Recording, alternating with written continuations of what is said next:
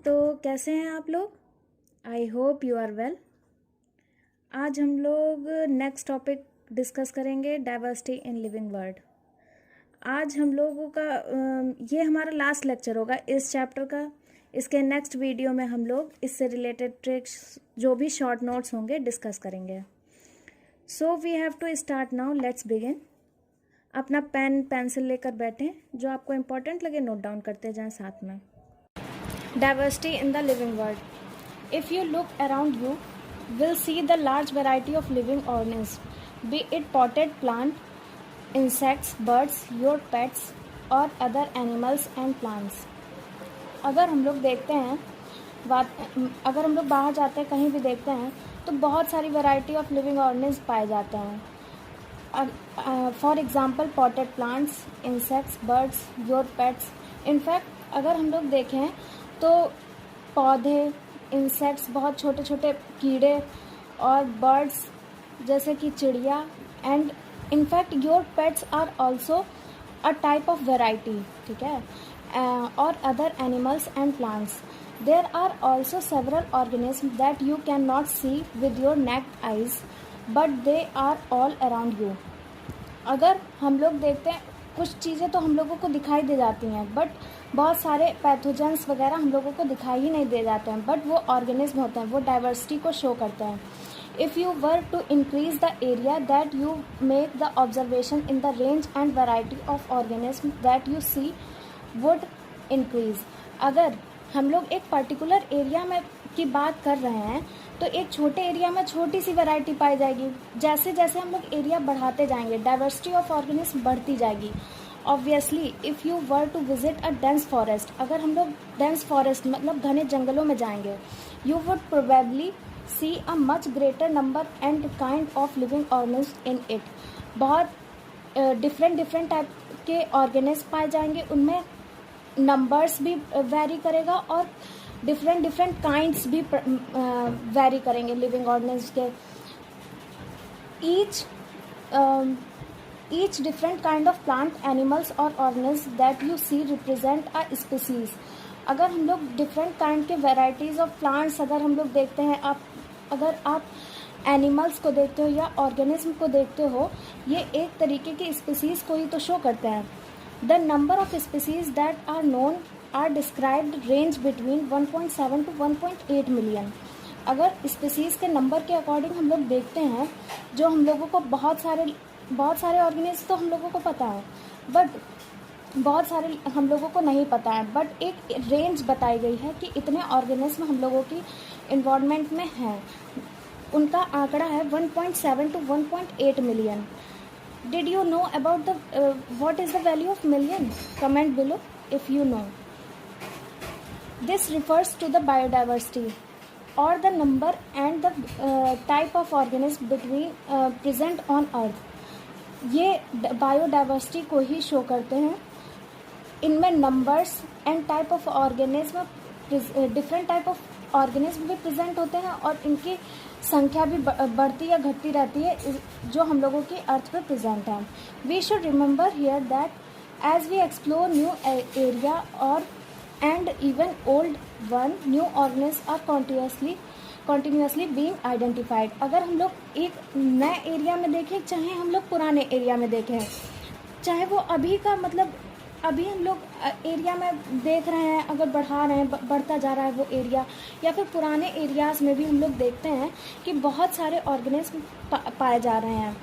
इनके मतलब हम लोग कंटिन्यू बढ़ोतरी होती जा रही है, नंबर और डिफरेंट काइंड ऑफ ऑर्गेनिज्म पाए जा रहे हैं। As stated earlier, there are millions of plant and animals in the world. हम लोगों को पहले से ही पता है कि millions of plants and animals हम लोगों की वर्ल्ड में पाए जाते हैं। We know the plants and animals in our own area by their local names. हम लोग ये भी जानते हैं कि उन्हें हम लोग किस तरीके से नाम है, जो जिस भी लोकल एरिया में कहीं भी कोई भी एरिया है पर्टिकुलर, जिसमें कोई भी पौधा है, उस पौधे का नाम होता है। जैसे कि पीपल का पेड़ होता है, मैंगो का पेड़ होता है, उन्हें हम लोग एक पर्टिकुलर नाम से जानते हैं। These local name would vary from place to place. जैसे अगर हम लोग एक पर्टिकुलर एरिया की बात करें, वहाँ पे आम बोला जाता है, कहीं और पे उसी आम के पेड़ को कुछ और बोला जाता है।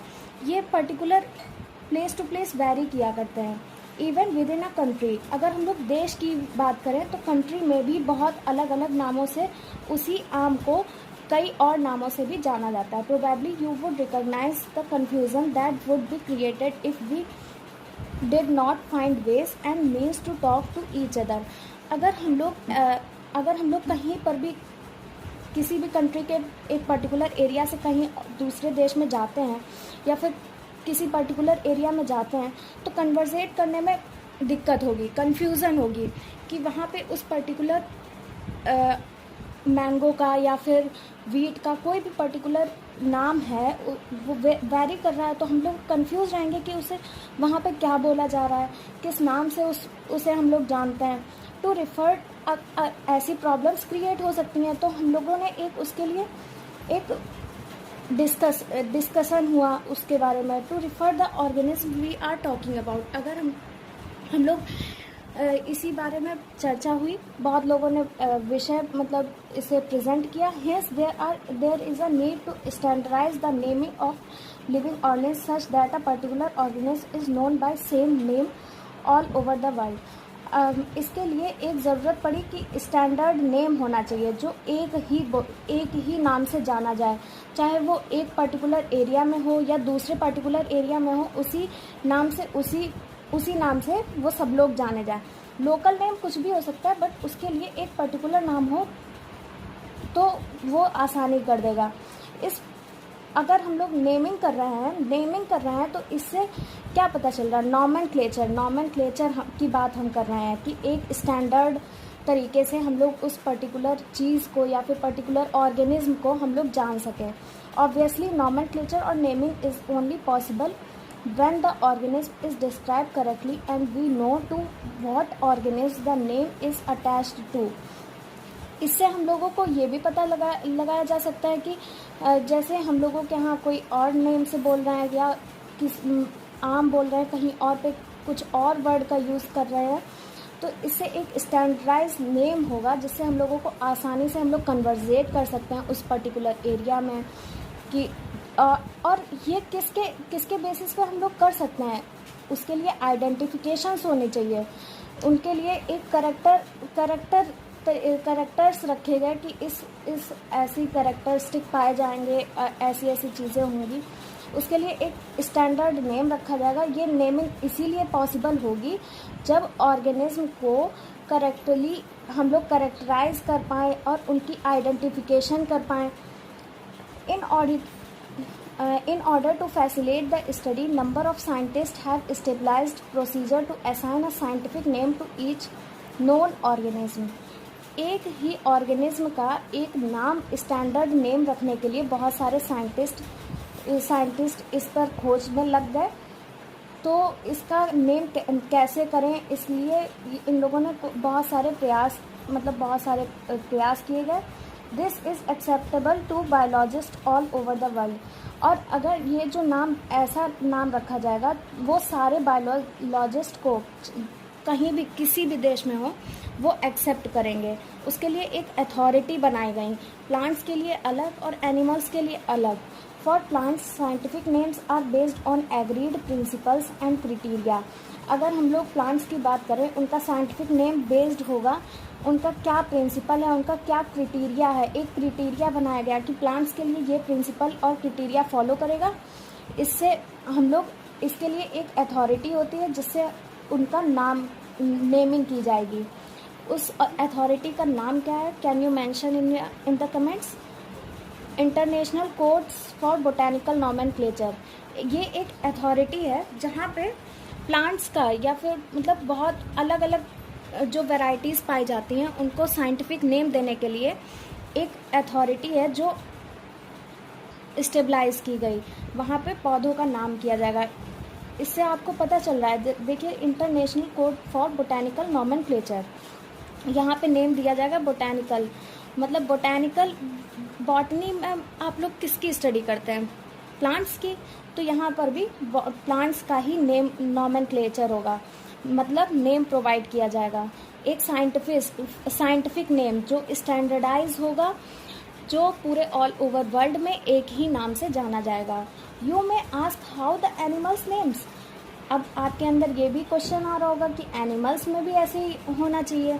हाँ, एनिमल्स के लिए भी ऐसे ही नेम्स दिए जाते हैं, स्टैंडर्ड नेम्स होंगे, साइंटिफिक नेम बोल सकते हैं उसे। Animals taxonomist has evolved. जो एनिमल्स के लिए थे उनके भी नॉमेनक्लेचर के लिए एक अथॉरिटी है जिसे बोलते हैं international code of zoological nomenclature. ये एक ऐसी अथॉरिटी थी जिसमें प्लांट्स को नेमिंग की जाती थी। इससे हम लोग जूलॉजी में हम लोग एनिमल्स की स्टडी करते हैं। एनिमल्स की स्टडी करेंगे तो फिर international code of zoological nomenclature. The scientific name ensures that each organism has only one name. Scientific name ensure करता है कि एक ऑर्गेनिज्म, एक जो नाम है वो एक ही ऑर्गेनिज्म को दिया जाए, दूसरे ऑर्गेनिज्म के लिए वो एप्लीकेबल नहीं होगा। जैसे कि हम लोग जानते हैं होमोसेपियंस को होमोसेपियंस ही कहते हैं। तो इस तरीके से बहुत सारे नेम दिए गए, साइंटिफिक नेम दिए गए।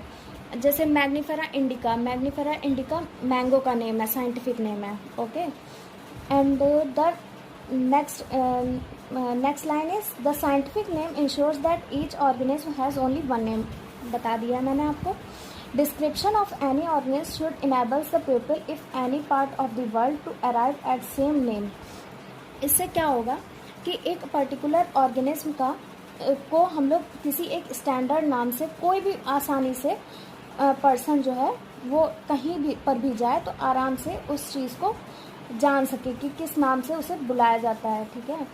दे also ensures that such a name has to be used for any other known organism. Then biologist follow universally accepted principles to provide scientific name to known organism. अगर हम लोग उस organism को किस नाम से जानेंगे, इस नेमिंग के लिए जो रूल्स रखे गए, इनके लिए क्राइटेरिया बनाया गया, इसको सभी साइंटिस्ट फॉलो करेंगे। एक नाम ही दिया जाएगा एक ऑर्गेनिज्म को, उनके लिए एक और जो नाम दिया जाएगा वो यूनिवर्सली एक्सेप्ट किया जाएगा। वो सारे बायोलॉजिस्ट उस नेम को एक्सेप्ट करेंगे। Each name has two components. यहाँ पे जो साइंटिफिक नेम होगा उसके दो कंपोनेंट्स होंगे। First one is generic name and the next one is specific epithet. जो पहला होगा उसे जेनेरिक नेम बोलते हैं and the next one is specific epithet. This system of providing a name with two components is called binomial nomenclature। जो इसके दो components हैं जैसे कि genus and species, तो हम लोग दो components की वजह से इन्हें binomial nomenclature बोला गया। जो भी ऐसे बहुत सारे थे, ट्राइनोमियल नॉमेनक्लेचर, बायनोमियल नॉमेनक्लेचर, ऐसे बहुत सारे थे। बट ये जो था बायनोमियल नॉमेनक्लेचर वो यूनिवर्सली एक्सेप्टेड है क्योंकि इसमें एक जेनेरिक नेम होता है एंड स्पेसिफिक एपिथेट होता है। और ये सारे साइंटिस्ट ने एक्सेप्ट भी किया, यूनिवर्सल इसे माना जाता है। और this naming system given by Carlos Linnaeus. अच्छा, अब ये पूछा जाता है, बहुत अच्छा क्वेश्चन है ये, लगभग सारे कॉम्पिटिटिव एग्जाम्स में पूछा जा सकता है। अब ये बायनोमियल नॉमेनक्लेचर किसने दिया? कार्लोस लिनानियस में। Is being practised by biologist over the world. बहुत सारे बायोलॉजिस्ट ने बहुत सारे रूल्स रखे बट कार्लोस लिनानियस का एक्सेप्ट किया गया। काफ़ी इन्होंने मेहनत की थी। ठीक है। This naming system using a two words format was found convenient. ये एक तरीके से बायनोमियल नॉमेनक्लेचर जो था वो कन्वीनियंस की वजह से भी एक्सेप्ट किया गया था कि आसानी से लोग जान सकते हैं। एक क्राइटेरिया था, इन्होंने सारी बातें अपनी रखी तो इन्हें यूनिवर्सल एक्सेप्ट किया गया। Let us take a example of. अब देखिए कितनी अच्छी बात कही गई है कि यहाँ पे आपको समझाने के लिए यहाँ पे एक एग्जाम्पल भी लिया गया, जैसे कि मैंगो के बारे में। To understand the way of, next page please. आपको दिखाई दे रहा है सभी को? ओके।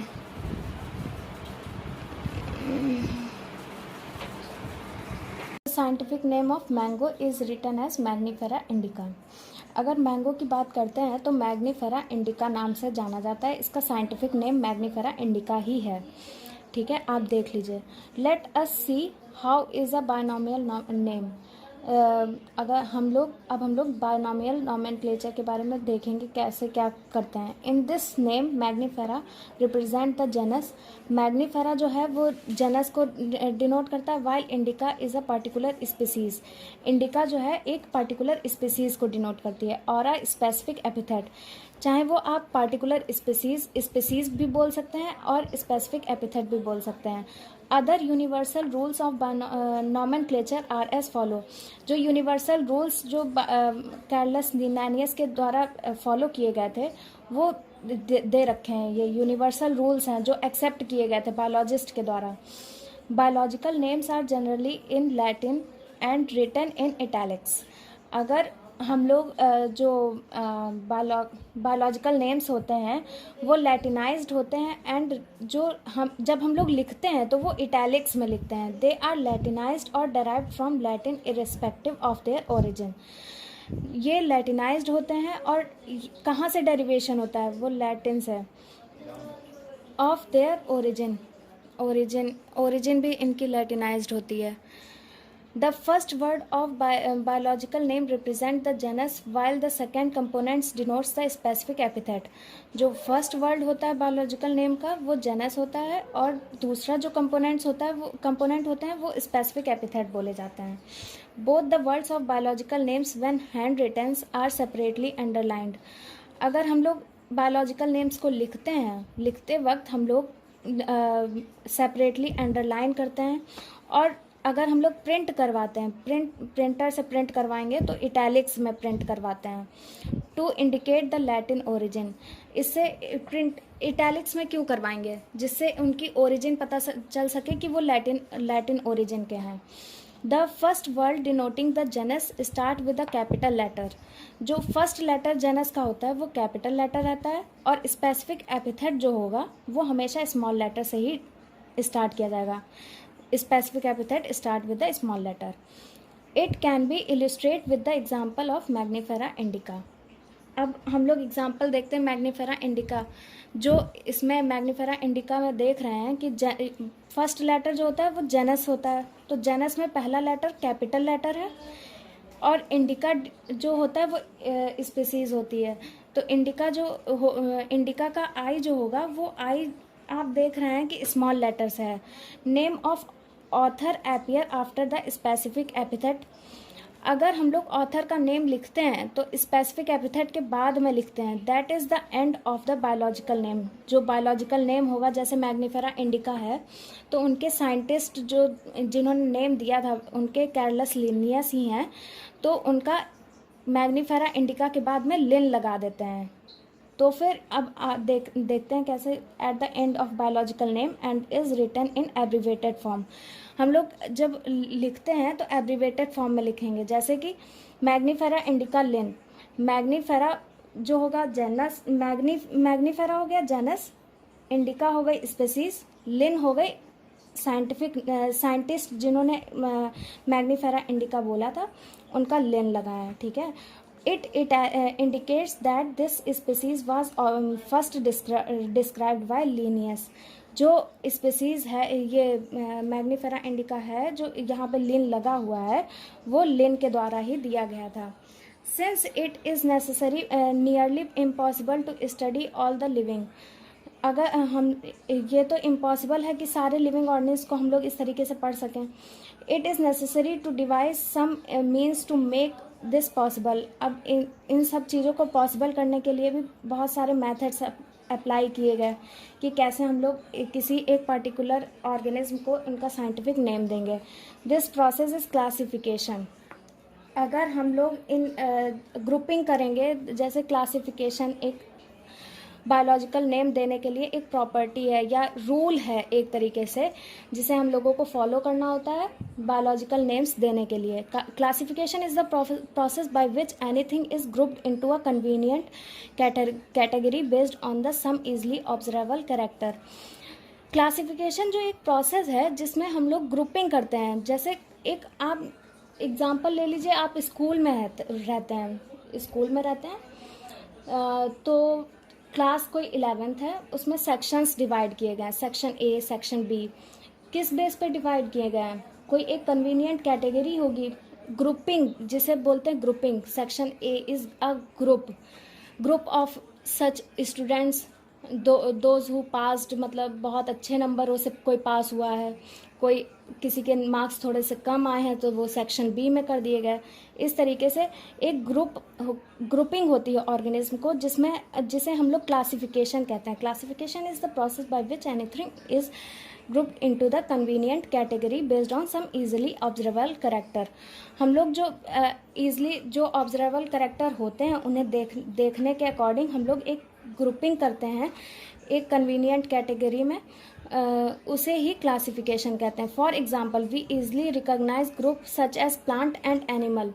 अच्छा ये बताइए, हम लोगों को ये नहीं पता है कि पौधे और एनिमल में क्या डिफरेंस है। हम लोग इजीली ऑब्जर्व कर सकते हैं कि प्लांट स्टेशनरी रहते हैं, एनिमल्स चल सकते हैं, बहुत इजीली हम लोग ऑब्जर्व कर सकते हैं, बट दोनों ही लिविंग ऑर्गेनिज्म हैं।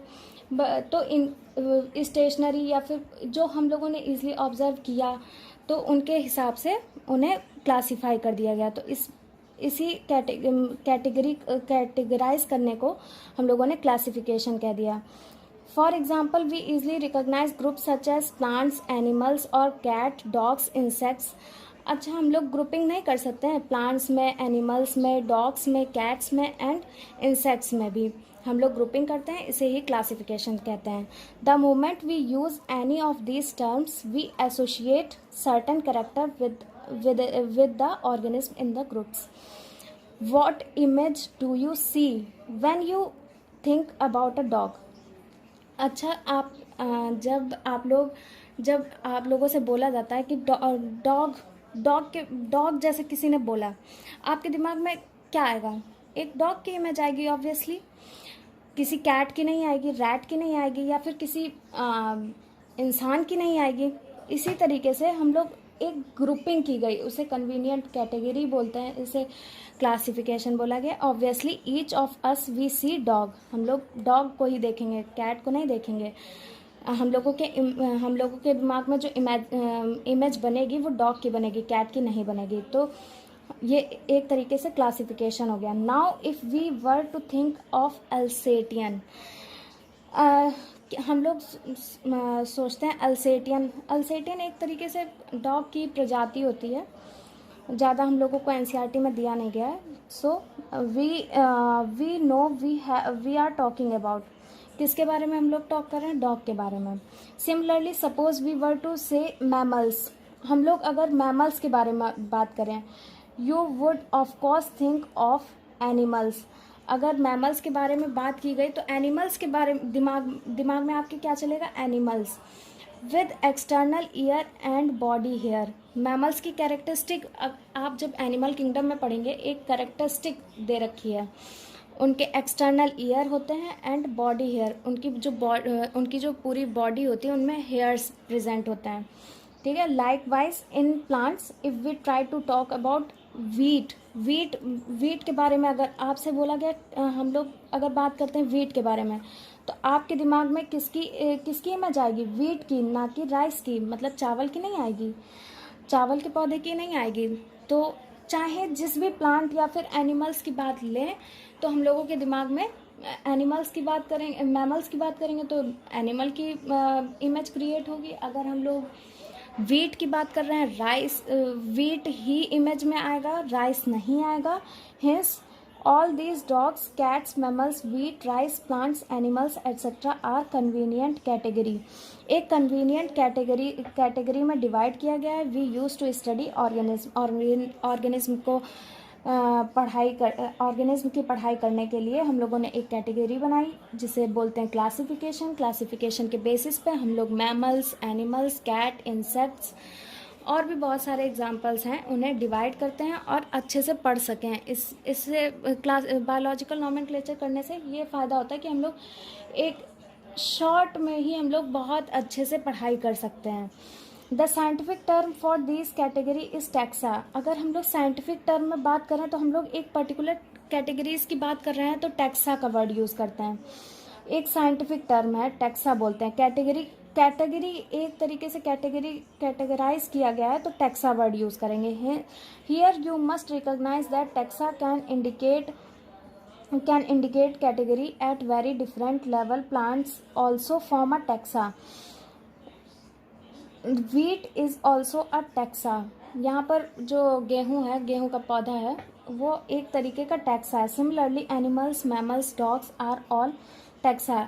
जो एनिमल्स हैं, मैमल्स हैं, डॉग्स हैं, एक तरीके से वो सारे टैक्सा ही हैं। But you know that a dog is a mammal and mammals are animals. अगर हम लोग बात करते हैं कि डॉग जो होते हैं वो मैमल्स में आते हैं, मैमल्स जो होते हैं वो एनिमल्स होते हैं। इम्पॉर्टेंट पॉइंट है, डॉग जो है वो मैमल्स है। एक्सटर्नल ईयर भी प्रेजेंट है और हेयर्स भी प्रेजेंट है। एक टैक्सा बोला गया, टैक्सा वर्ड का यूज़ किया गया। डॉग भी एक तरीके का मैमल है और जो मैमल्स होते हैं वो एनिमल्स बोले जाते हैं। Therefore animals, mammals, dogs represent taxa at different level. Different level पर डिफरेंट टैक्सा की बात करते हैं जिसमें एनिमल, मैमल्स, डॉग्स एक टैक्सा के तरीके से दिखाए गए हैं। Hence, based on characteristics, all living organisms can be classified into different taxa. अगर हम लोग कैरेक्टरिस्टिक की बात करें तो ऑल लिविंग, जितने भी लिविंग ऑर्गेनिज्म हैं वो डिफरेंट टैक्सा को ही रिप्रेजेंट करते हैं। This process of classification is taxonomy. अगर हम लोग नेमिंग की बात करें या फिर क्लासिफिकेशन की बात करें, तो हम लोग इसके लिए वर्ड यूज़ करते हैं टैक्सोनॉमी। याद करें, ये बहुत ही इंपॉर्टेंट पॉइंट है, हमेशा एग्जाम्स में पूछा जाता है। External and internal structure along with the structure of cells development. Process and ecological information of organism are essential and form the basis of modern taxonomic studies. अगर हम लोग प्रोसेसेस की बात करें, इकोलॉजिकल इंफॉर्मेशंस की बात करें ऑर्गेनिज्म के, दीज आर बहुत ही एसेंशियल इम्पॉर्टेंट रोल प्ले करते हैं। फिर hence characterization, identification, classification and nomenclature are the processes that are basis to taxonomy. अगर हम लोग क्लासिफिकेशंस की बात करें, आइडेंटिफिकेशंस की बात करें, क्लासिफिकेशंस की बात करें, नॉमेनक्लेचर की बात करें, ये सारे प्रोसेसेस जो होते हैं ये टैक्सोनॉमिक की बेसिक यूनिट होती है। एक तरीके से टैक्सोनॉमिक की बेसिक यूनिट क्या है? कैरेक्टर्स जो भी इजीली ऑब्जर्व होंगे उनके बेसिस पे हम लोग आइडेंटिफाई करेंगे, उनका एक ग्रुप बनाएंगे, उस ग्रुप के अकॉर्डिंग हम लोग उन्हें नॉमेनक्लेचर नेम्स देंगे। Taxonomy is not something new. Taxonomy कोई नई चीज़ नहीं है। Human being have always been interested in knowing more and more about the various kind of organism. हम लोग वैसे भी जानते हैं कि ह्यूमन का नेचर बहुत ज़्यादा क्यूरियस होता है, कुछ ना कुछ जानने की कोशिश ही किया करता है। हम लोग भी ऑर्गेनिज्म के बारे में बहुत सारी चीज़ें जानने की कोशिश ही किया करते हैं, particularly with reference to their own use. अगर हम लोग पर्टिकुलर यूज़ के बारे में बात करें, हम लोग बहुत आलसी होते हैं। उन ऑर्गेनिज्म से हम लोग कैसे यूज़ कर सकते हैं अपने कामों को पूरा करने के लिए, ठीक है।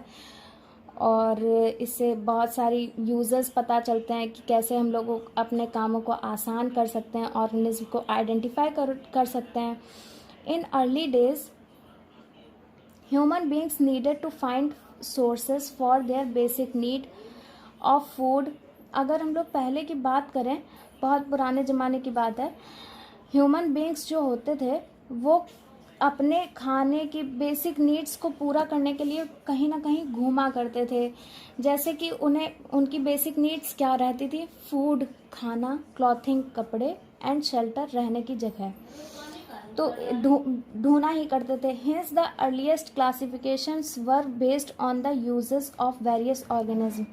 जो पहले के क्लासिफिकेशंस हैं उनके वेरियस यूजेस को ही लेकर हम लोगों की टैक्सोनॉमी आगे चलती रही, बायोलॉजिकल नॉमेनक्लेचर करते रहे हम लोग। जो भी ऑर्गेनिज्म हम लोगों को मिलता था एक तरीके से उनके करेक्टर्स को देखते थे, आइडेंटिफिकेशंस करते थे, क्लास ग्रुपिंग करते थे और नेम्स दे देते थे। Humans beings were since long not only interesting in knowing more about different kind of organism. Human beings जो होते हैं वो सिर्फ और सिर्फ अपने बारे में ही जानने की कोशिश नहीं करते थे, वो बहुत तरीके की जितने भी प्रकार की ऑर्गेनिज्म हम लोगों की वर्ल्ड में हैं उन सब के बारे में जानने की कोशिश करते थे। और उनसे क्या क्या डाइवर्सिटी का मतलब है कि डिफरेंट ऑफ वेराइटीज़, मतलब बहुत डिफरेंट टाइप की वेराइटीज़ को जानने की कोशिश में लग गए। But also the relationship among them, मतलब उनके साथ में उन लोगों के कैसे संबंध हैं, वो कैसे यूज़ कर रहे हैं, कैसे उन लोगों से हम लोग बेनिफिट्स ले सकते हैं, ये सारी चीज़ें जानने की अब क्यूरियोसिटी बढ़ने लगी। This branch of study was refers to as systematics. अगर हम लोग इसी तरीके से स्टडी करेंगे तो हम लोग सिस्टमैटिक एक तरीके से हम लोगों का क्लासिफिकेशन के अंदर ये होता है कि किस तरीके से हम लोग सिस्टमैटिक वे में हम लोग नेमिंग कर रहे हैं किसी पर्टिकुलर ऑर्गेनिज्म की। The word systematic is derived from Latin word Systema. अगर सिस्टमैटिक वर्ड की बात करें ये लैटिन से डेराइव्ड है, सिस्टमा जिसे बोलते हैं, which means systematic arrangement of organism. Very important points, remember that point कि जो वर्ड है सिस्टमैटिक का मतलब ही है एक सिस्टमैटिक अरेंजमेंट ऑर्गेनिज्म का। किसका? ऑर्गेनिज्म का। अगर कोई पूछता है आपसे सिस्टमैटिक्स क्या है, systematic is the arrangement of organism. Linnaeus used Systema नेचुरे। जो कार्लस लीनियस थे उन्होंने सिस्टमा नेचुरे वर्ड का टाइटल था उन्होंने पब्लिश किया कि जिसमें बायोलॉजिकल नॉमेनक्लेचर के बारे में ही था। तो उसमें सिस्टमा नेचुरे एक अरेंजमेंट था जिसमें हम लोगों को अरेंजमेंट पता चलता है किसका? ऑर्गेनिज्म का। सिस्टमा नेचुरे जो था कार्लस लीनियस के द्वारा दी गई थी, पब्लिकेशन भी उन्होंने ही करवाया था, जो कि उस पब्लिकेशन का नाम था सिस्टमा नेचुरे। उसमें सिस्टमैटिक तरीके से कैसे हम लोग ऑर्गेनिज्म को क्लासिफाई कर सकते हैं उसके बारे में लिखा था। वो सिस्टमैटिक क्या क्या इंक्लूड करती है उसके बारे में भी पूछा जाता है। Identification, nomenclature and classification. जैसा कि हम लोग पहले ही पढ़ चुके हैं, आइडेंटिफाई करते हैं, नॉमेनक्लेचर, क्लासिफिकेशन, ये बेसिक ही है टैक्सोनॉमी का एज वेल एज सिस्टमैटिक्स का। Systematics takes into account evolutionary relationship between organism. अब ये बहुत ही इंपॉर्टेंट पॉइंट है। अगर पूछा जाता है कि एवोल्यूशनरी रिलेशनशिप जो होती है ऑर्गेनिज्म के बारे में वो किस में इंक्लूड था, वो सिर्फ और सिर्फ सिस्टमैटिक में ही इंक्लूडेड था। और and next heading is taxonomic category. Classification is taxonomic category. अब आपको शायद पता चल गया होगा कि बायनॉमियल नॉमेनक्लेचर के यूनिवर्सल्स रूल क्या थे, किस तरीके से हम लोगों ने डिवाइड किया कि कौन कौन सी ब्रांचेस थी, उनका क्या बेसिक नीड थी। अब हम लोग टैक्सोनॉमिक कैटेगरी के बारे में पढ़ते हैं। Classification is not a single step process. ये टैक्सोनॉमी कोई सिंगल स्टेप प्रोसेस नहीं था, ये बहुत सारे हायरार्की को इंक्लूड करता था of steps in which step represent a rank और कैटेगरी। ये जो स्टेप्स थे हम लोग जो बायनॉमियल नॉमेनक्लेचर कर रहे थे वो एक तरीके से रैंक भी डिस्क्राइब कर रहा था। इसे कैटेगरी बोलते थे, कैटेगराइज करते थे हम लोगों को। Since the category is a part of overall taxonomic arrangement. एक कैटेगरी जो होती है वो टैक्सोनॉमिक अरेंजमेंट को भी शो करती है, जिसे हम बोलते हैं taxonomic category. It is called taxonomic category and all the categories together constitute the taxonomic hierarchy. अगर कैटेगरी में हम लोगों ने रख लिया। फिर उसके बाद में जितना भी कैटेगरी हम लोगों की इंक्लूड कर रही हैं ऑर्गेनिज्म को नेम्स देने के लिए, इसको इंक्लूड कौन कर रहा था? Taxonomic hierarchy. Each category refers to as a unit of classification. जो एक कैटेगरी थी, इसे यूनिट मानते हैं क्लासिफिकेशन का। अब in fact represent a rank and is commonly term as taxon. अगर सिर्फ एक रैंक की बात करें तो उसे टैक्सॉन बोलते हैं। अगर प्लूरल वर्ड देखेंगे तो टैक्सा वर्ड यूज़ करेंगे, ठीक है। And the next paragraph, taxonomic category and hierarchy can be illustrate by an example. Taxonomic category जो होती है उसके हम लोग एक एग्जांपल लेते हैं। इंसेक्ट्स जो होते हैं, इंसेक्ट्स एक ग्रुप होते हैं ऑर्गेनिज्म का, sharing common features like 3 pairs of jointed legs. अगर हम लोग इंसेक्ट्स की बात करें तो ऑर्गेनिज्म जो होते हैं एक कॉमन फीचर पाया जाता है इंसेक्ट्स में, जिसे बोलते हैं 3 pair of jointed legs. 3 pair of jointed legs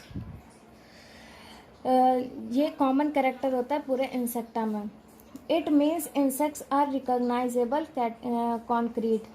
इससे हम लोग 3 पेयर ऑफ लेग्स जिसमें भी पाए जाएंगे तो उन्हें हम लोग इंसेक्ट्स में रख देंगे। एक कन्वीनियंट मतलब कन्वेंस के लिए हम लोगों ने इंसेक्टा एक रैंक बना दी जिसमें हम लोगों को इंसेक्ट रखते थे। इनकी कैरेक्टरिस्टिक क्या थी?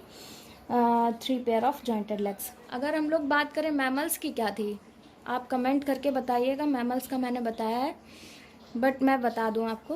Presence of hair and external ear. Now next, it means insects are recognizable concrete object which can be classified and thus were given a rank और कैटेगरी। एक कैटेगरी दी गई और इसे रैंक भी बोलते हैं। Can you name other such group of organism? और भी ग्रुप्स बता सकते हो आप। Remember group and represent category. Category further denotes rank. Category में भी एक रैंक, कैटेगरी जो होती है वो भी रैंक को ही डिनोट करती है।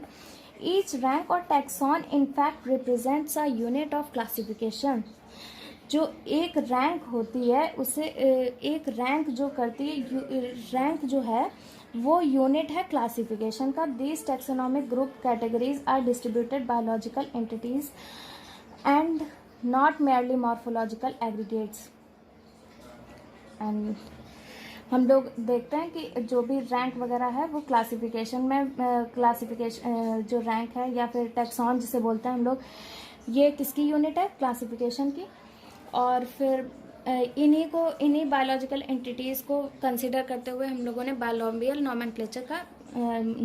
नॉमेनक्लेचर करना स्टार्ट कर दिया। Taxonomical studies of all known organism have led to the development of common category such as kingdom, phylum, division word हम लोग यूज़ करते हैं प्लांट्स के लिए, याद रखिएगा। टैक्सोनॉमिकल जो हम लोग टैक्सोनॉमी की जो भी नॉमेनक्लेचर में हम लोग एक पर्टिकुलर रैंक की बात करें या फिर जितनी भी हम लोग नॉमेनक्लेचर में स्टडी करते हैं तो वो ऑर्गेनिज्म के रिस्पेक्ट में वो सब किंगडम वो एक रिप्रेजेंट करेगा एक कैटेगरी मतलब रैंक को रिप्रेजेंट करेगा। जो रैंक है वो इस प्रकार से है: किंगडम, फाइलम हम लोग एनिमल के लिए यूज़ करेंगे। डिवीज़न जो होगा वो प्लांट्स के लिए यूज़ किया जाएगा। Class, order, family, genus and species. ये सारी रैंक हो गई हैं। सारी जितनी भी रैंक हैं ये ध्यान रखिएगा, आगे चल के बहुत यूज़ होंगी। बायनॉमियल नॉमेनक्लेचर, बहुत सारे साइंटिफिक नेम पूछे जाएंगे। मैं आपको कल भी वीडियो बनाऊंगी, उसमें मैं दिखाऊंगी क्या यूज़ किया जा रहा है इनका। All organism include those in plant and animal kingdom have species as the lowest category. अब ध्यान से सुनिए, जितने भी ऑर्गेनिज्म हैं, चाहे वो प्लांट हो चाहे वो एनिमल किंगडम हो, एक जो हो इन लोगों की एक स्पीसीज होती है, ये सबसे लोएस्ट कैटेगरी है, मतलब लोएस्ट रैंक है। Now the question you may ask is how to place an organism in various categories. अब आपके दिमाग में ये चल रहा होगा कि ये कैसे हम लोग प्लेस करेंगे कि ऑर्गेनिज्म की एक वेरियस कैटेगरी में कैसे डिवाइड किया गया, कैसे हम लोगों ने क्लासीफाई किया है।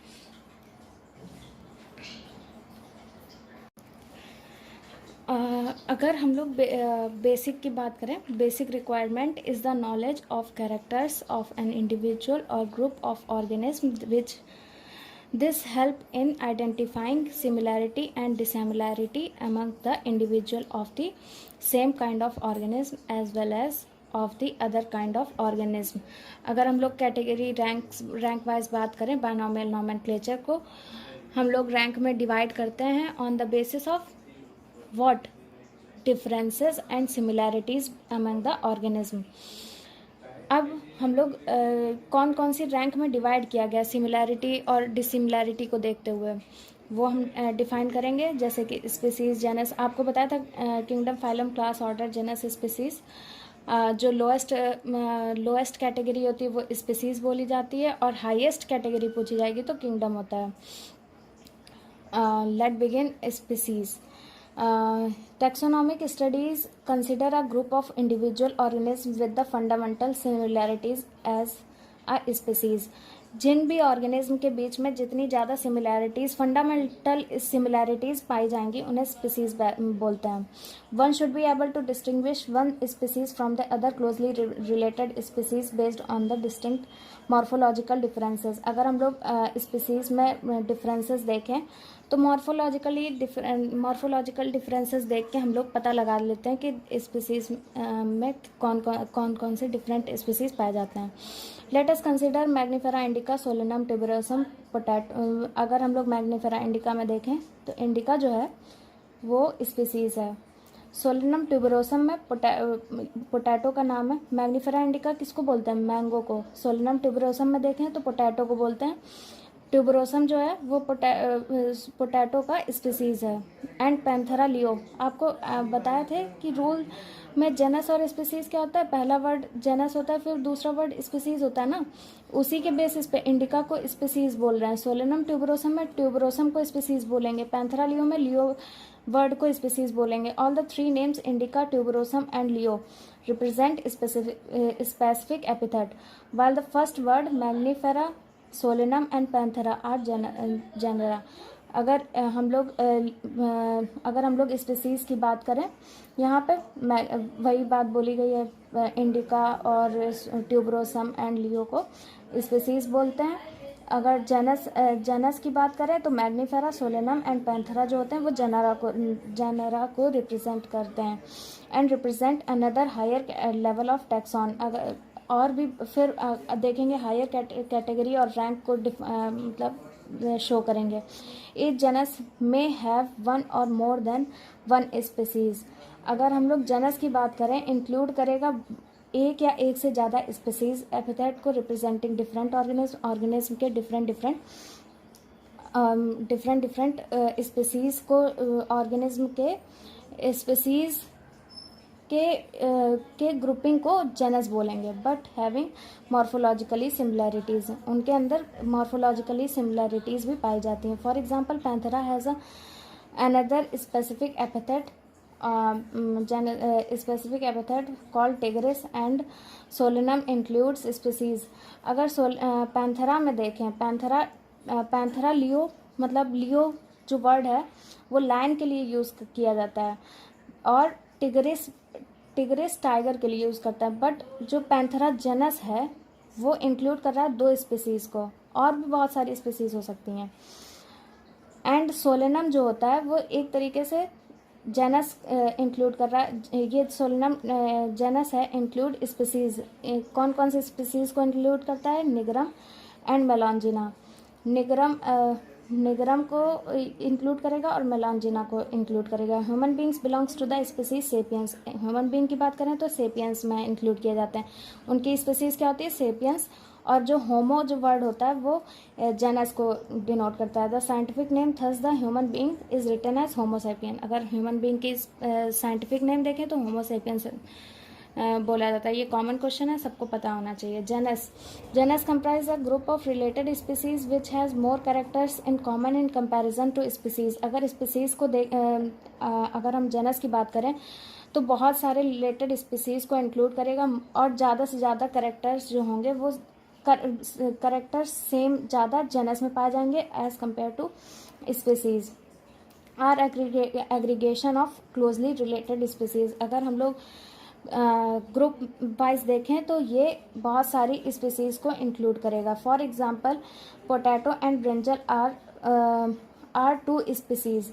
अगर पोटैटो मतलब आलू, ब्रिंजल मतलब बैंगन, जो ये दो डिफरेंट स्पीसीज हैं किसके अंदर इंक्लूड की जाती हैं, जेनस सोलेनम। सोलेनम जो वर्ड है, सोलेनम आपको पहले ही बता चुके हैं, वो सोलेनम जो है वो जेनस को रिप्रेजेंट करेगा। उसके अंदर दो स्पीसीज पाए जाते हैं, पोटैटो और brinjal, potato and brinjal. Panthera leo, Panthera tigris, Panthera pardus, बहुत सारी ये भी पैंथेरा जो वर्ड है यहाँ पे जेनस के रिस्पेक्ट में लिया गया है। And with general common features, बहुत सारे कॉमन फीचर्स भी पाए जाएंगे। और all species of genus Panthera tigris have genus species from another and genus Felis include cats। genus Panthera में जो होगा this genus ये पैंथेरा जो genus है वो डिफ़र करेगा किससे, genus Felis। Felis में हम लोग देखते हैं फैलिस किसके लिए यूज़ किया गया है, यहाँ पे कैट के रिस्पेक्ट में यूज़ किया गया है। फैमिली एक नेक्स्ट कैटेगरी है। Family has a group of related genera. ये बहुत सारे रिलेटेड जेनरा को इंक्लूड करेगा with still less number of similarity. इसमें सिमिलैरिटीज़ कम होंगी। अगर हम लोग जेनस और स्पीसीज़ के रिस्पेक्ट में बात करें तो इसमें फैमिली में कॉमन कैरेक्टर कम होंगे, सिमिलैरिटीज़ कम होंगी। Families are called characteristic on the basis of their. अगर हम लोग फैमिली की बात करें on the basis of both vegetative and reproductive feature of plant species. Vegetative और रिप्रोडक्टिव फीचर्स को देखते हुए प्लांट स्पीसीज की डिफर करेंगे। Among plants for example 3 different genera Solanum, Petunia and Datura. Example में देख लीजिए डिफरेंट टाइप के जेनस दे रखे हैं, जेनरा दे रखे हैं, जैसे कि सोलेनम, पिट्यूनिया, धतूरा। और कौन सी फैमिली में, सोलोनेसी में। आप ये भी ध्यान रखिएगा एसी ज़्यादातर फैमिली के लिए यूज़ की जाती है, जनरल वर्ड लास्ट में एसी लगा दिया जाता है। Among animals for example genus Panthera. Panthera comprise lion. अगर पैंथेरा जनस की बात करें तो लायन, टाइगर, लेपर्ड को इंक्लूड करेगा। इस put along with the genus Felis. इसमें क्या होता है, इसे इंक्लूड कर लेते हैं जनस के साथ में। कौन सा जनस, फेलिस, जिसमें कैट आती है। In family फैलिडी। फैलिडी के अंदर ये सारी चीज़ें, ये जितने भी बताई मैंने वो फैलिडी के अंदर आएंगी, ठीक है।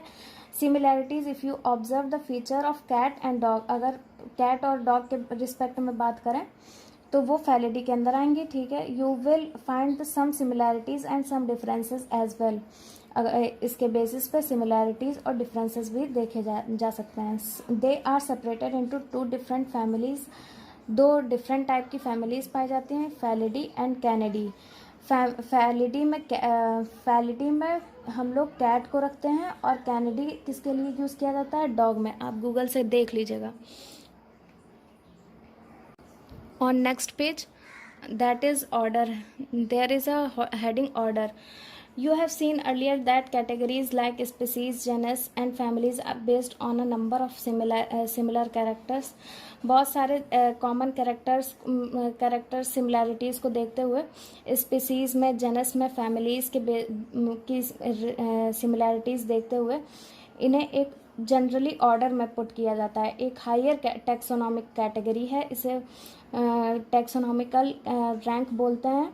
On aggregation of many characters, बहुत सारे कैरेक्टर्स इसमें पाए जाते हैं। Order being a higher category is an assemblage of families which exhibit a few similar characters. इसमें सिमिलैरिटीज़ अगर फैमिली के रिस्पेक्ट में देखेंगे तो यहाँ पे कॉमन कैरेक्टर कम पाए जाएंगे, उसमें फैमिली में ज़्यादा कॉमन कैरेक्टर पाए जाएंगे।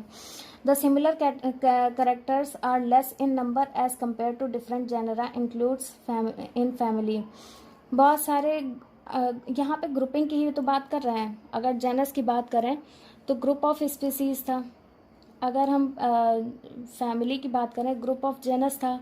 अगर हम लोग ग्रुप ऑफ फैमिली की बात कर रहे हैं तो ग्रुप ऑफ फैमिली की बात करें तो यहाँ पे ऑर्डर की बात कर रहे हैं।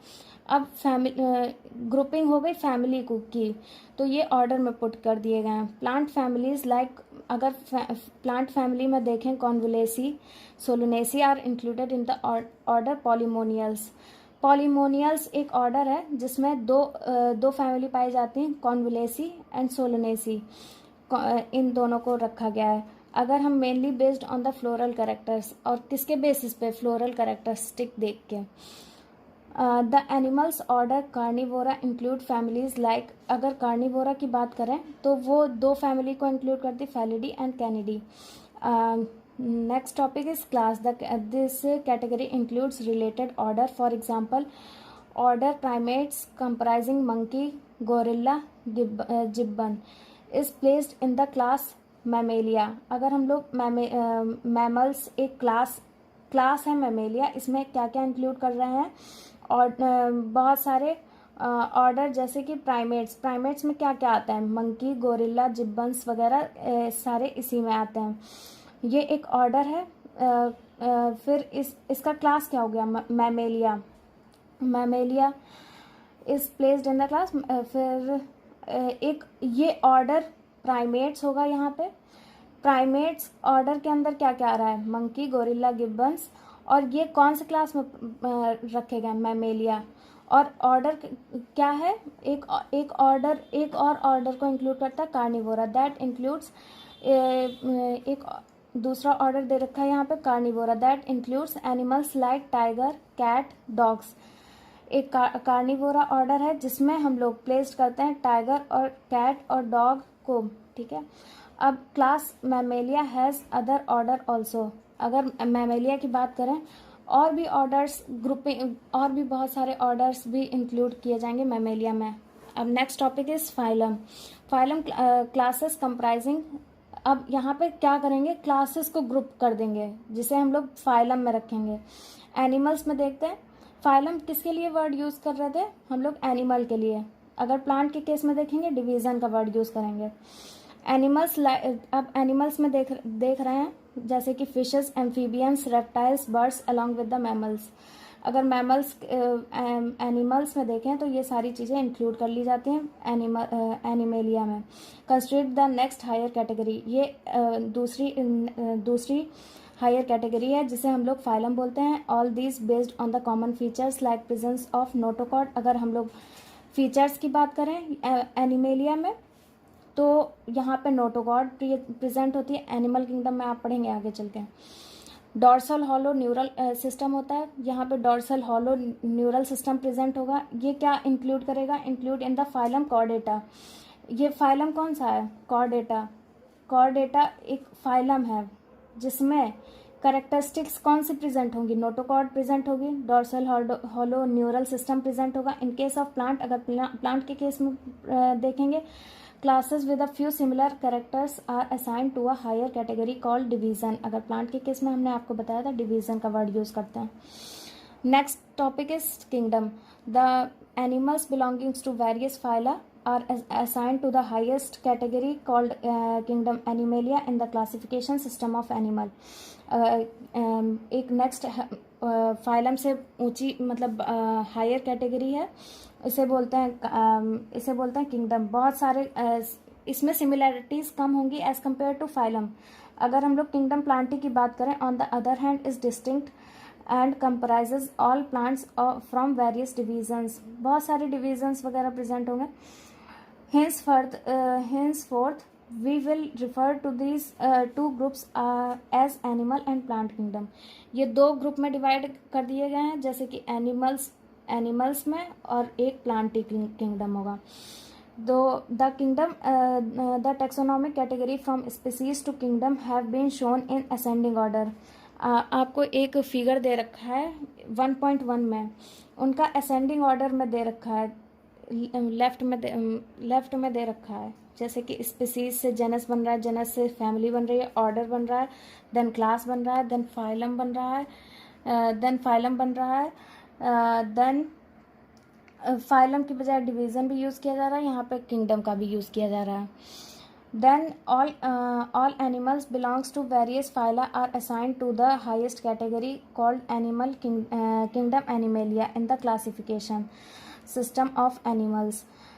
The kingdom Plantae on the other hand distinct various division. Henceforth we will refers to these two groups of animal and plant kingdom के बारे में आपको बता दिया पहले से. The taxonomic category from species to kingdom have been ascending order में ये आपको दे रखा है. फिर उसके बाद में फिगर देख लीजिएगा 1.1 का. दीज आर ब्रॉड कैटेगरीज, ये बहुत बड़ी बड़ी कैटेगरीज में डिवाइड किया गया इसी असेंडिंग ऑर्डर में. However taxonomist have also developed सब कैटेगरीज, बहुत सारे टेक्सोनॉमिस्ट ने और भी सब कैटेगरीज में डिवाइड भी कर रखा है in this hierarchy to facilitate more sound and scientific placement of various taxa, जिससे हम लोग डिफरेंट टैक्सा पुट कर सकें एक ही जगह पे. Look at the hierarchy in figure 1.1. Can you recall the basis of arrangement. Hierarchy ये सारे आपने देख ही रखे हैं, आप रिकॉल भी कर सकते हो. Say for example as we go higher from species to kingdom, अगर हम लोग स्पीसीज से किंगडम की तरफ बढ़ेंगे तो कॉमन कैरेक्टर्स जो होते हैं वो डिक्रीज करेंगे एंड लोअर किससे लोअर टैक्सा जो होंगे more are the characteristic that the members within the taxon share. Higher the category greater is the difficulty of determining the relationship to other taxa. अगर हम लोग जितनी ज़्यादा higher taxonomic rank पे पहुँचेंगे तो वहाँ पे उतनी ज़्यादा डिफ़िकल्टी हो जाती है कि रिलेशनशिप ढूंढने में कि वो कहाँ पे ऑन. फिर hints the problem of classification become more complex, वहाँ पे क्लासिफिकेशन ज़्यादा कॉम्प्लेक्स तरीके से हो जाता है. ऑर्गेनिज्म आप ये टेबल देख लीजिएगा. वैसे मैं आपको इसके लिए ट्रिक भी बताऊंगी. अगर मैंस के केस में देखें, इन लोगों का क्या दे रखा है, होमो सेपियंस बोलते हैं, जिनका जेनस आपको पहले ही बता दिया था. पहला word homo, then next one is sapiens. Homo represent genus and the next one represent the species. अगर फैमिली की बात करें होमिनिडी, ऑर्डर की बात करें प्राइमेटा, क्लास की बात करें मैमेलिया, फाइलम की बात करें या कॉर्डेटा, हाउस फ्लाई की बात करें biological name Musca domestica, genus Musca and family Muscidae. Order की बात करें डिप्टेरा, क्लास की बात करें Insecta, in case of phylum और डिवीजन आर्थ्रोपोडा.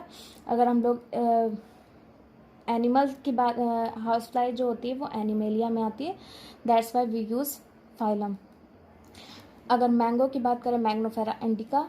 अगर जेनस यहाँ पे मैग्नीफेरा, फैमिली आ जाएगी एनाकार्डियेसी, ऑर्डर आएगा सेपिंडेल्स, क्लास आएगा डाइकोटिलिडनी, फाइलम आएगा, डिवीज़न आएगा एंजियोस्पर्मी, क्योंकि यहाँ पे प्लांट के केस में बात करें. वीट की बात करें biological name Triticum aestivum, genus की बात करें ट्रिटिकम, फैमिली की बात करें पोएसी, ऑर्डर पोएल्स, क्लास मोनोकॉटिलिडनी.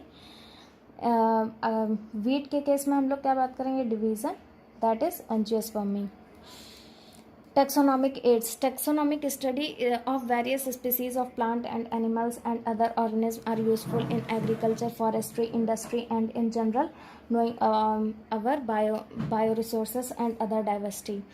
हम लोग टैक्सोनॉमिकल स्टडी क्यों करते हैं, जिससे हम लोग वेरियस टाइप ऑफ स्पीसीज़ की बात कर सकें, एनिमल्स की बात कर सकें, जिससे हम लोग एग्रीकल्चर में बहुत ज़्यादा ही डेवलपमेंट कर सकें. हम लोगों की एग्रीकल्चरल फील्ड ही है तो हम लोग इससे ज़्यादा और ज़्यादा डेवलपमेंट कर सकें, फॉरेस्ट के बारे में जान सकें. इंडस्ट्रीज़ में हम लोगों को बहुत ज़्यादा बेनिफिट मिलेगा अगर हम लोग ज़्यादा से ज़्यादा टैक्सोनॉमिक स्टडी पर ध्यान दें. In general knowing our bio resource, हम लोग बायो रिसोर्स के बारे में जान सकें, क्या विभिन्नता, देयर डाइवर्सिटी मतलब विभिन्नता, कैसी कैसी विभिन्न प्रकार की डाइवर्सिटी पाई जाती है हम लोगों के वर्ल्ड में. This study would require correct classification and identification of organism. ये क्या, ये इनके क्लासिफिकेशन के, इनका सब टैक्सोनॉमिक एड्स पढ़ने के लिए हम लोगों को क्लासिफिकेशन आइडेंटिफिकेशन की ज़रूरत पड़ेगी. Identification of organism require intensive laboratory and field study. अगर हम लोग आइडेंटिफिकेशन की बात करें तो हम लोगों को बहुत सारी लैब्स चाहिए, फील्ड चाहिए, ये जानने के लिए टैक्सोनॉमिकल एड्स के बारे में। The classification of actual specimen of plant and animal species is essential and is the prime source of taxonomic studies. अगर हम लोग बात करें इस प्लांट और एनिमल के बारे में, ये हम लोगों के लिए बहुत ज़्यादा इम्पॉर्टेंट रोल प्ले करते हैं। अगर हम लोग टैक्सोनॉमिक स्टडीज़ के बारे में पढ़ रहे हैं तो प्लांट एंड एनिमल स्पीसीज़ बहुत ज़्यादा इंपॉर्टेंट रोल प्ले कर रहे हैं। These are also fundamental to study and essential for training in the systematics। हम लोगों के लिए टैक्सोनॉमिक एड्स पढ़ने के लिए हम लोगों को सबसे पहले सिस्टमैटिक्स वगैरह समझना ज़रूरी है। It is used for the classification and classification of an organism. इससे हम लोग क्लासीफाई कर सकते हैं ऑर्गेनिज्म को। And the information gathered is also stored, जिससे हम लोगों को इन्फॉर्मेशन मिल सके और हम लोग इन्फॉर्मेशन को एक जगह पे इकट्ठा रख सकें और जिससे हम लोग पढ़ सकें अलॉन्ग विद द स्पेसिमेंस को भी हम लोग एक जगह पे ही देख सकें। In some cases specimens is preserve for further future study. अगर हम लोग ऐसा करते हैं, इससे हम लोग फ्यूचर में भी बहुत सारे बेनिफिट्स उठा सकते हैं स्टडीज़ को लेके। Biologists have established certain procedure and techniques to store and preserve the information as well as the specimens. Some of these are explained to help you understand the uses of these aids। हम लोगों को ये सारी explanation अगर टैक्सोनॉमिक्स वगैरह पढ़नी है तो हम लोगों को बहुत सारे यूजेस भी पता चलता है कि हम लोगों को क्लासीफाई करने के लिए और टैक्सोनॉमिक एड्स पढ़ने के लिए क्या ज़रूरत है, क्या नहीं ज़रूरत है। अब पहला अगर देखें टैक्सोनॉमिकल एड्स में हर्बेरियम आता है। Herbarium is the store house of, अगर स्टोर रूम एक तरीके से समझ लीजिए, स्टोर रूम बोला गया है जिसमें हम लोगों को plant species man that are dried pressed and preserve on the sheets, जिसमें हम लोग पत्तियाँ या फिर प्लांट के पार्ट्स को हम लोग सुखाते हैं और उन्हें कहीं पर दबा के रख देते हैं जिससे हम लोग शीट्स पे उन्हें पेस्ट करके प्रिजर्व कर सकें आगे फर्दर स्टडीज़ के लिए। These sheets are arrange on next page according to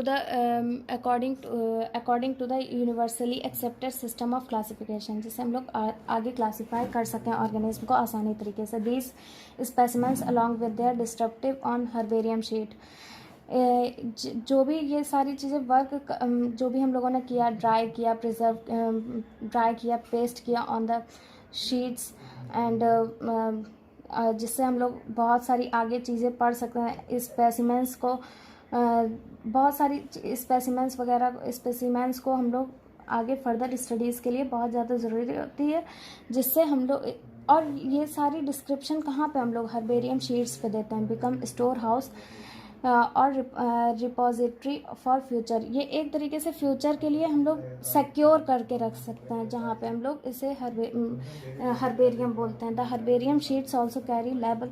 अच्छा, हर्बेरियम शीट्स पे हम लोगों को अब क्या वहाँ पे प्रेजेंट होगा। हर्बेरियम शीट्स पे लेवल प्रोवाइडिंग इंफॉर्मेशन अबाउट डेट वहाँ पे मेंशन होनी चाहिए। प्लेस, जो भी जहाँ से भी हम लोगों ने वो कलेक्ट किया है वो उसका प्लेस होना चाहिए। इंग्लिश और लोकल नेम्स होने चाहिए। बोटानिकल नेम, बोटानिकल किस साइंटिफिक नेम से हम लोग उस पौधे को जान रहे हैं उस तरीके से।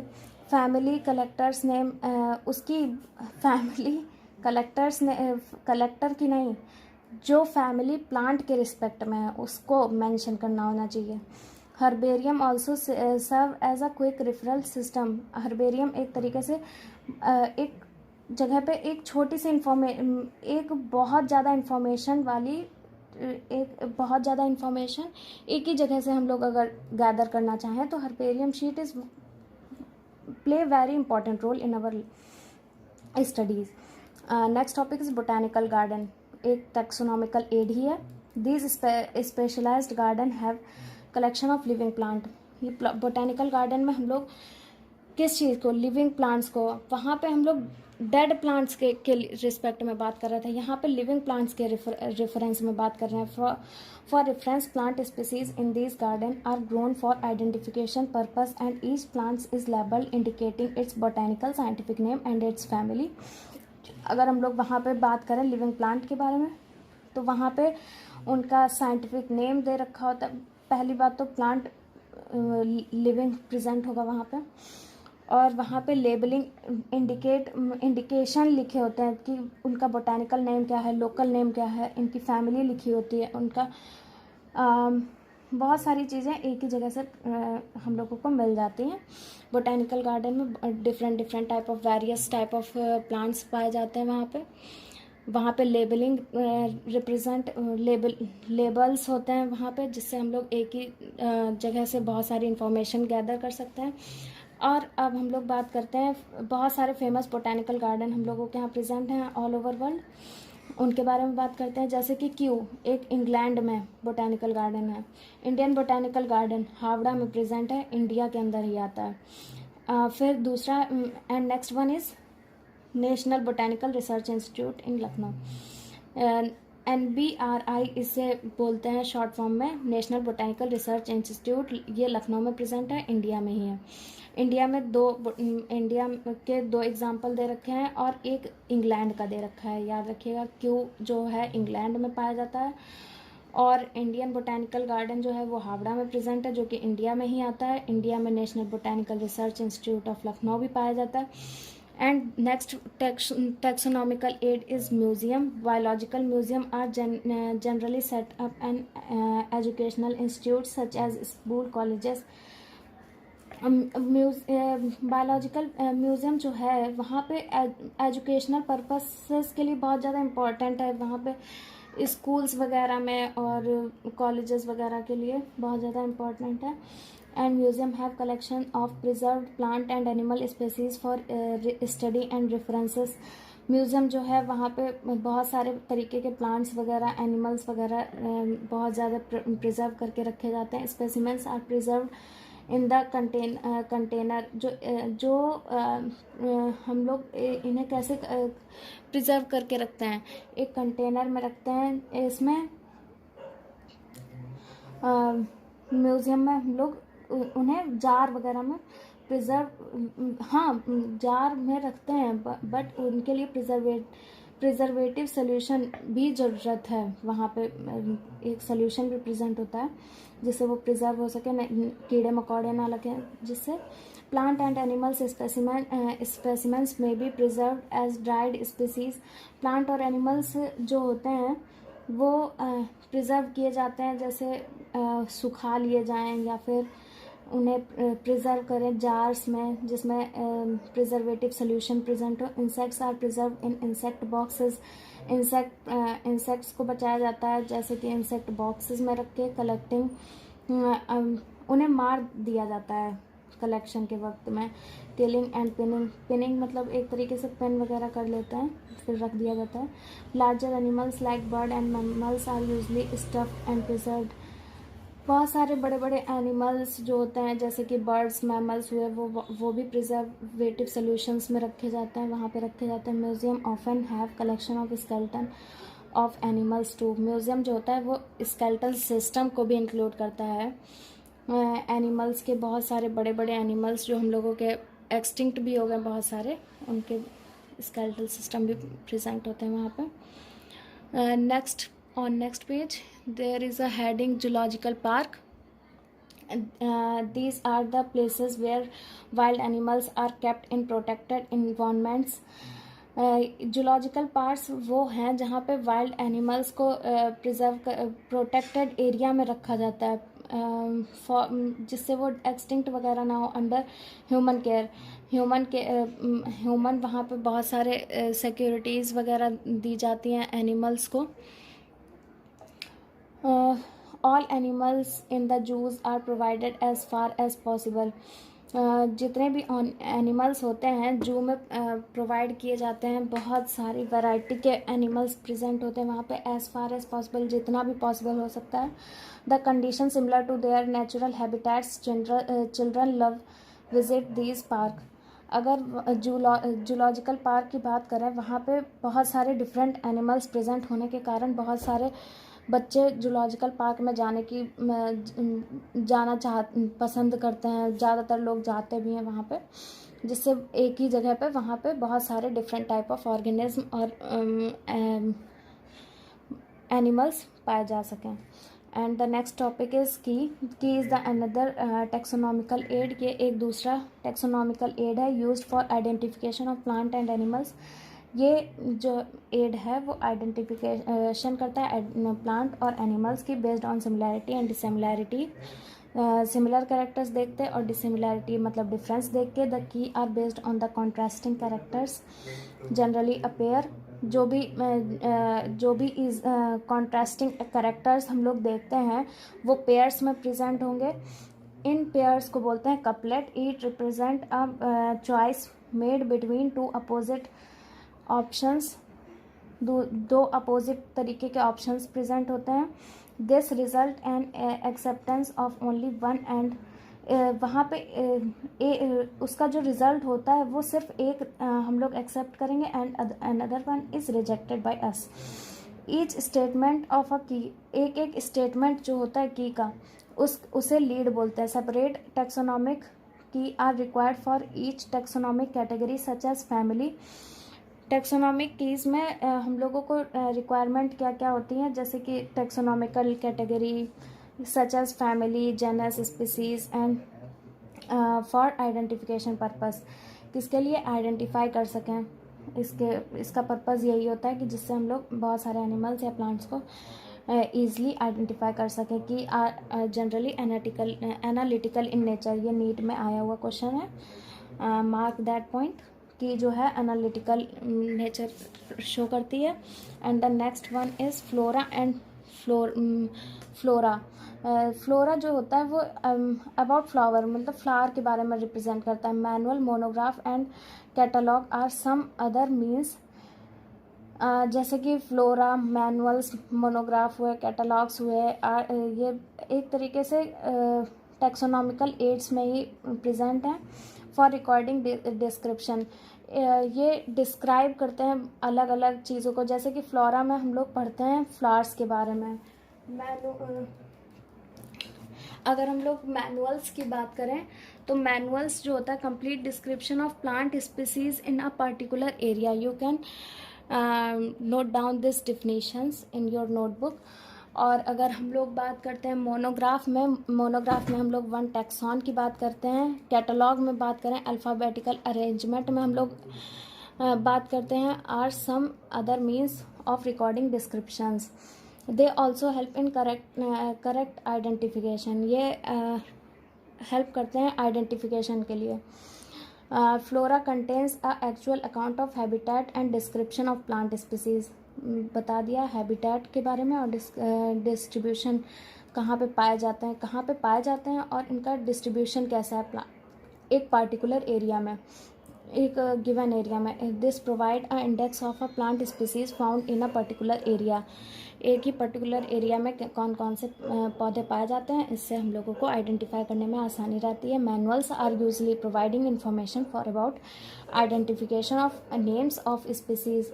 मैनुअल्स जो होते हैं वो इंफॉर्मेशन प्रोवाइड करते हैं आइडेंटिफिकेशन के लिए एक स्पीसीज के नेम के लिए और जो पाए जाते हैं एक पर्टिकुलर एरिया में। Monograph contains information on an one taxon. Monograph जो होता है वो एक टैक्सॉन के बारे में